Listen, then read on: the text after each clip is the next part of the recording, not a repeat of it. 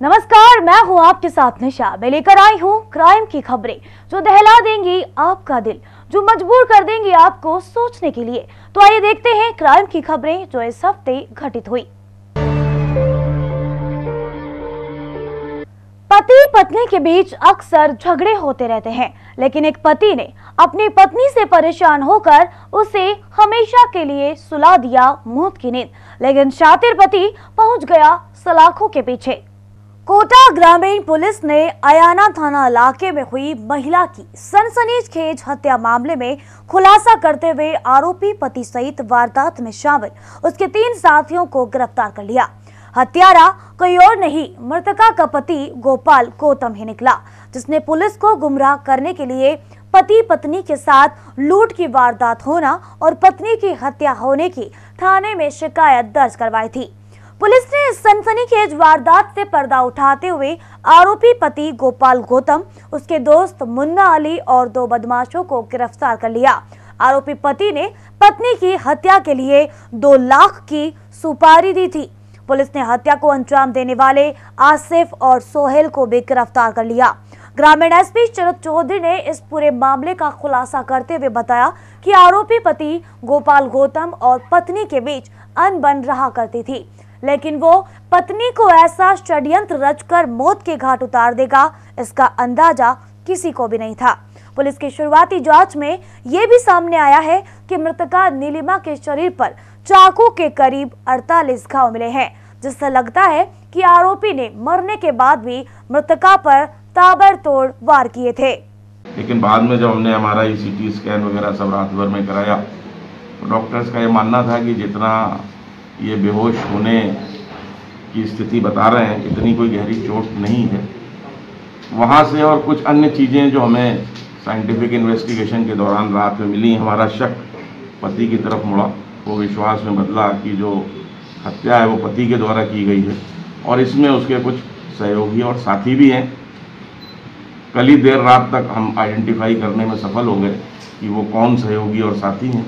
तो जैसे कि पुलिस की प्रक्रिया होती है, उनको उठाया गया, उनसे अनुसंधान किया गया और उसमें उन्होंने ये कबूल किया कि बाकी जो 3 साथी थे उन्होंने 2 लाख रुपए के एवज में सहयोग करना जो पति है गोपाल गौतम उसका स्वीकार किया और पत्नी नीलिमा की हत्या, इनके आपस में पति पत्नी की अनबन थी और काफ़ी समय से थी और पति पिछले लगभग 1-1.25 महीने से उसके दिमाग में ये फितूर सवार था कि कैसे ही इस पत्नी को ठिकाने लगा दिया जाए। पति का ये कि वो डॉक्टर तो कह रहा है ये ठीक है, लेकिन वो बहाना बनाए पड़ा था, अनुसंधान में सहयोग नहीं कर रहा था, बेहोशी का बहाना बना रहा था और कल से पहले तक हर बार उन्होंने यही कहा कि साहब मैं अभी बयान देने की स्थिति में नहीं हूँ, हम शौक में हैं। लेकिन हमारा अपना साइंटिफिक इन्वेस्टिगेशन चलता रहा और कड़ी से कड़ी हमने जोड़ ली कि इनका दोस्त मुन्ना उसने किससे बात करी, कैसे बुलाया, क्या की। कल हमने उठाया, देर रात इन्होंने कबूल लिया, इस घटना को इन्होंने अंजाम दिया।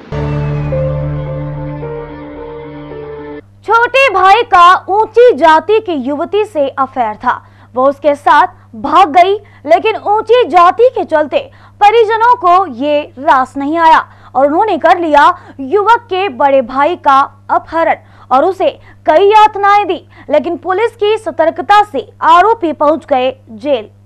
एक युवक को कुछ बदमाश सीएडी चौराहे से अपहरण करके ले गए और 4 दिन तक बंधक बनाकर उसके साथ मारपीट की गई। युवक को जाति सूचक शब्दों से टॉर्चर करने और मारपीट करने से लेकर तरह तरह की मानसिक यातनाएं दी गई। यही नहीं, अपहरणकर्ताओं ने युवक से कुकर्मता का प्रयास किया। पीड़ित जैसे तैसे उनके चुंगल से छूटकर थाने पर पहुंचा और आधा दर्जन आरोपियों के खिलाफ मुकदमा दर्ज करवाया। दादाबाड़ी पुलिस ने मामले में तत्परता से कार्रवाई कर सभी आरोपियों को गिरफ्तार कर लिया। पीड़ित के अनुसार उसके छोटे भाई और एक युवती का प्रेम प्रसंग चल रहा था। दोनों पहले भी घर छोड़कर भाग गए थे। बाद में पुलिस ने दोनों को परिजनों के सुपुर्द कर दिया। दोनों 2 नवंबर को फिर से घर से भाग निकले। उसके बारे में पीड़ित को ज्यादा पता नहीं था। 11 नवंबर को वो सीआईडी सर्कल स्थित एक दुकान पर गया था।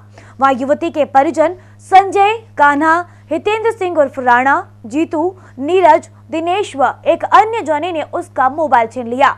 चाकू की नोक पर अपहरण कर उसे चंबल गार्डन होते हुए ट्रांसपोर्ट नगर दुकान नंबर 46 में ले गए, जहां एक कमरे में बंद कर दिया। वहां जाति सूचक शब्दों से प्रताड़ित किया और मारपीट करने से लेकर तरह तरह की मानसिक यातनाएं दी। यही नहीं, आरोपियों ने कुकर्म का प्रयास किया और प्राइवेट पार्ट पर भी मारपीट की। ऊंची जाति की लड़की से प्यार करना बड़े भाई के लिए खतरनाक साबित हुआ। हालांकि अब सभी आरोपी सलाखों के पीछे पहुंच गए हैं। अपने महंगे शौक व नशे के जुगाड़ के लिए वह लोगों की गाड़ी कमाई पर करते थे हाथ साफ, लेकिन पहुंच गए अब दोनों युवक सलाखों के पीछे। कोटा पुलिस ने चोर गिरोह गैंग का पर्दाफाश करते हुए गिरोह के 2 सदस्यों महेंद्र बैरागी और राकेश मेहरा को धर दबोचा। ये गैंग बाइक व मोबाइल चोरी करती थी। पुलिस ने गैंग के सदस्यों के निशानदेही पर 28 बाइक व 7 स्कूटी सहित कुल 35 दोपहिया वाहन तथा 20 मोबाइल फोन बरामद किए हैं, जिनकी अनुमानित कीमत 17 लाख से भी अधिक है। नशे के लिए ये दोनों चोरी की वारदातों को अंजाम देते थे। इन दोनों शातिर चोरों ने महावीर नगर, जवाहर नगर, दादाबाड़ी, अनंतपुरा, रेलवे कॉलोनी समेत शहर के कई इलाकों से ये वाहन चुराए थे। जो दोपहिया वाहन चोरी को गंभीरता से लेते हुए अलग अलग थानों को विशेष दिशा निर्देश दिए गए थे, जिसके क्रम में आज महावीर नगर एसएचओ की टीम ने विशेष कार्रवाई करते हुए 2 मुलजिमों महेंद्र बैरागी एवं राकेश मेहरा को गिरफ्तार किया और उनसे 35 दोपहिया वाहन, जिसमें 28 मोटरसाइकिल और 7 स्कूटी, इसके साथ साथ 20 मोबाइल फ़ोन जो चोरी हुए थे वो बरामद किया। यहाँ पे मैं ये भी बताना चाहूँगा कि अभी तक जो अनलॉक हुआ था करीब जुलाई के बाद से कोटा शहर पुलिस ने करीब 200 चोरी हुए वाहन बरामद किए हैं और ये जो वाहन चोरी की गैंगों पर अंकुश लगाने की कार्रवाई लगातार जारी रहेगी। हमने और भी कुछ लोगों को आइडेंटिफाई किया है, जिस पर भी लगातार कार्य जारी है। महावीर नगर, जवाहर नगर, दादाबाड़ी, अनंतपुरा, रेलवे कॉलोनी, इन एरियाज में अधिकतर वारदातें की हैं। एजुकेशन हब में लंबे समय से स्पा सेंटर की आड़ में सेक्स रैकेट का धंधा फल फूल रहा था, जिस पर पुलिस ने फंदा कसते हुए 5 युवतियों को धर दबोचा।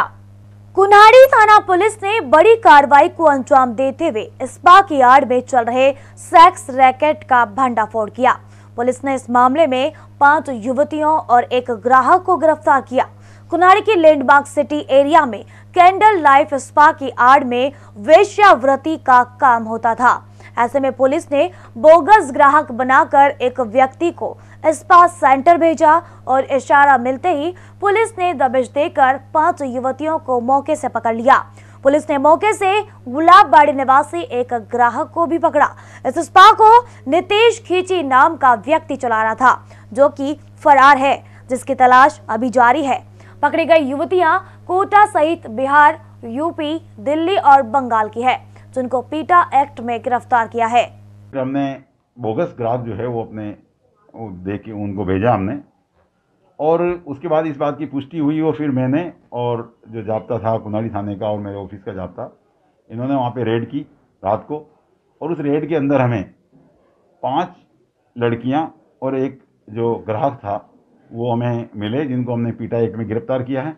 ये सभी लड़कियाँ बाहर की हैं, इसमें एक कोटा की है लड़की, इसके अलावा एक वेस्ट बंगाल की है, बिहार की हैं, उत्तर प्रदेश की हैं, दिल्ली की हैं, और जो लड़का है वो यहाँ गुलाबबाड़ी कोटा का है, विजय नाम का।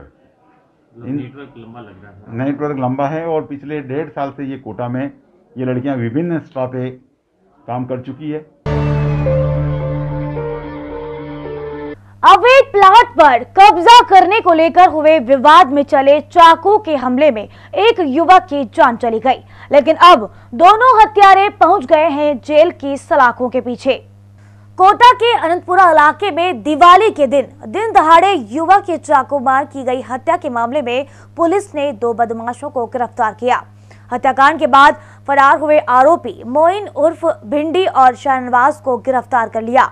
दोनों आरोपियों ने इमरान उर्फ गोलू नाम के शख्स की चाकू से गोदकर निर्मम हत्या कर दी थी। उसके बाद फरार हो गए थे। शहर एसपी गौरव यादव ने हत्याकांड मामले का खुलासा किया। एसपी गौरव यादव ने कहा कि दोनों अपराधियों की इमरान उर्फ गोलू से पुरानी रंजिश चल रही थी। रंजिश की असली वजह सामने नहीं आ पाई है, लेकिन बताया जा रहा है कि बदमाशों और गोलू के बीच प्लाट पर कब्जे को लेकर विवाद चल रहा था। इसके चलते मोइन उर्फ भिंडी और शाहनवाज ने इमरान गोलू की चाकू से गोदकर सरेराह हत्या कर दी थी। फिलहाल पुलिस हत्या जड़े दोनों आरोपियों से पूछताछ कर रही है। 14 तारीख को सुभाष नगर कब्रिस्तान के पास दो व्यक्तियों ने एक व्यक्ति की चाकू से धारदार हथियार से हत्या कर दी थी, जिसके पश्चात तुरंत ही एक्टिव होते हुए थाना में जो आरपीएस प्रोफेशनल लगे हुए हैं वो और उनकी टीम ने बहुत ही कम समय में मर्डर के जो आरोपी थे उनको गिरफ्तार किया। इसमें जो मुख्य कारण आ रहा है वो ये आ रहा है कि करीब कुछ समय पहले जो व्यक्ति जिस पर हमला हुआ है उसने इन पर हमला किया था और उस मुकदमे को लेकर के कुछ आपस में चला चली थी, जिसकी वजह से इन्होंने इस घटना को अंजाम दिया। प्रॉपर्टी का कोई विवाद सामने नहीं आया। ये जो पुरानी घटना थी उसी को लेकर के विवाद होना सामने आया है। जहां पूरा देश दीपावली की खुशियां मना रहा था, वहीं एक युवक मासूम के साथ ज्यादती का प्रयास कर रहा था, लेकिन पुलिस की सतर्कता ने आरोपी को पहुंचा दिया सलाखों के पीछे। रामगंज मंडी के हनुमंत खेड़ा में दिवाली के दिन अपने घर के आंगन में खेल रही 4 वर्षीय मासूम बच्ची को पास में रहने वाले युवक ने चॉकलेट दिलाने के बहाने अपने पुराने मकान पर ले गया, जहां वहशी युवक ने मासूम से दुष्कर्म करने का प्रयास किया, लेकिन अपने कलेजे के टुकड़े को आंगन में न पाकर मां का कलेजा फट गया। उसने अपनी बच्ची की तलाश शुरू की तो पास ही बने खंडर से मासूम की चीखने व रोने की आवाजें सुनकर मां वहां पर पहुंची तो वहशी युवक लोकेश मीणा बच्ची के साथ दुष्कर्म का प्रयास कर रहा था। मां ने अपनी बच्ची को युवक के चुंगल से छुड़ाया और बच्ची को थाने लेकर पहुंचे, जहां आरोपी के खिलाफ पोक्सो में मामला दर्ज करवाया। पुलिस ने तत्परता दिखाते हुए आरोपी को भी गिरफ्तार कर लिया। आरोपी को ज्यादा से ज्यादा सजा मिलनी चाहिए। मैं तो और ये कहना चाहूंगा कि ऐसी सजा मिलनी चाहिए कि दोबारा कोई ऐसा काम करने से पहले 10 बार सोचे। मैं तो फैक्ट्री पे था, इसने फोन किया कि अपने बालिका के साथ ऐसा हो गया। फिर मैं यहाँ आया, यहाँ आते इससे पूरी घटना की जानकारी ली, फिर सीधा थाने चले गए। अच्छा। और वहाँ जाके फिर रिपोर्ट दर्ज कराई। बेटा ऐसा हुई कि वो इसको लोकेश बुला के ले गए है नी घर पे, और मैंने पूछा तो कि लोकेश बुला के ले गए उसको। तो फिर मैं घर पे गई तो मतलब वो दोस्त के साथ में, जैसे मैंने देखते उसने उसको छोड़ दिया। छोड़ के देते मैंने एक झापट की दी उसके, इतने में वो भग गए। और फिर निखी के नाम से अगर किसी को बताएगा तो मार देंगे जान से। अच्छा, फिर क्या किया हमने? फिर इतने में खेते ही वो भग गया घर तरफ। फिर जैसे मैंने मेरे पति के फोन लगाया, अब ये नहीं आया। इससे पहले मैं घर पे गई उसके, तो उसकी मम्मी ने उसका पापा ने बोली कि इसने तो कुछ नहीं किया। दीपावली के रोज हम ग्राम में एक बालिका के साथ कोई अटेम्प्ट की वारदात हुई थी, जिसको उसकी एफआईआर दर्ज कर लिए, मेडिकल करवा दिया गया, आरोपी को डिटेन कर लिया। सर बालिका की उम्र क्या है? 4 साल के समथिंग उसकी उम्र है। और जिसने प्रयास किया उसकी उम्र क्या है? वो बालिक है। क्राइम की खबरों में फिलहाल इतना ही। अगले रविवार को फिर से लेकर के आएंगे आपके लिए अपराध की कुछ खबरें। तब तक के लिए सतर्क रहें, होशियार रहें। अब दीजिए निशा को विदा। नमस्कार।